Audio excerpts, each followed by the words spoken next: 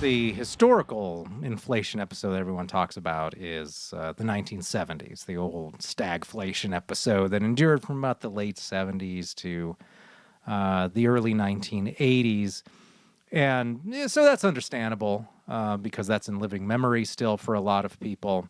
I think it's still unclear how much it will be stagflation versus inflation, because that will just depend on the economic situation in terms of growth. And so if things slow down substantially, as it appears they'll have to if the Fed actually tries to do anything about inflation, because that seems to be the tough place that the Fed is in, is it can either try and do something about inflation, which will then cause the economy to slow down significantly, or it can just be too afraid to do anything to affect the markets and then just let inflation rip, in which case that would keep economic growth going, but it would eat up most of your wage growth in terms of inflation. And so how exactly that's going to play out remains unclear. We, of course, know how it played out in the late 70s. And that went all the way back, probably in its most severe causes, to taking the U.S. Or closing the gold window, rather, ending the dollar's last link to gold. Also, at the same time, Nixon imposing price controls and all of that spending, huge amounts of deficit spending that incurred during the Vietnam War with all those guns and butter campaigns and everything. And so then that led to a serious inflation during the 1970s. And I think we'll look maybe at what lessons were learned from that. I think a lot of people, the lesson they learned from that is that Democrats caused that inflation, even though, of course, it was really Nixon for the most part.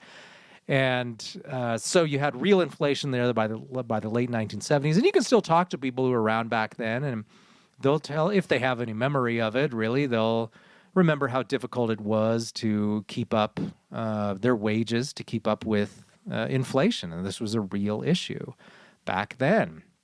And so I think a lot of people are worried about that. I think people wrongly just think of gas prices as really a symptom of the inflation. But there were a lot of other things going on with that. It wasn't really just about the gas prices, but there was real inflation. And so Reagan comes in, and they'd already talked about doing this, but they decided, the Fed, in a weird moment of history, decided that it was time to actually really tighten the money supply. And of course, then that led to a huge recession, the biggest recession that had been seen since the Great Depression, and now is really rivaled by the Great Recession back in 2008, 2009. And so that was a big deal, and I think that's maybe most people's touchstone then. But of course, inflation occurred at other times as well. It occurred in the late 40s and into the 1950s. A lot of people came back from the war, and there was a lot of inflation then. The government had, of course, spent prodigiously during the war, and the Fed had also intervened and was basically printing money to keep interest rates down during that period as well. Interest rates did not surge after that period, though, perhaps due to the sheer amount of savings that had existed because there wasn't anywhere to spend your money during the war and some other issues like that. But certainly the 70s isn't the only time that inflation ever occurred. And it's also important to keep in mind that inflation is not just an artifact of the U.S. being off the gold standard. There's plenty of instances of inflation happening before fiat monies were the thing, and because states have always manipulated what exactly the price of gold was in the local currency. And then there were all sorts of issues that happened through the bimetallic standard that occurred as well.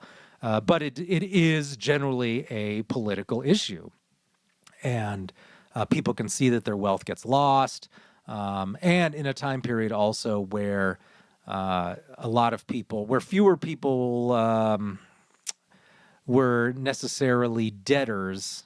There wasn't as much of a call for inflation then, so you could pay back into valued money, and this is often portrayed as just the debtors being low-income people, which is not accurate, really. I mean, most of the debt, the big loans and so on, are being taken out by the wealthy, people who already own assets, and they can obtain large loans because they have assets to secure those loans. And So it occurs.